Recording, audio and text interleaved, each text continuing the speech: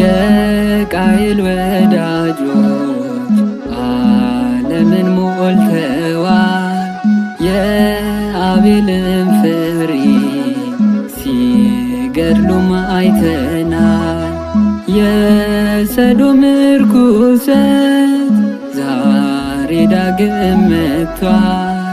የሎጥ ቤተሰቦች እጅግ ደንግጠናል። የጽድቅ ዳኛ የምሕረት አባት የጽድቅ ዳኛ የሰላም አባት ና አማኑኤል ና መድኃኔዓለም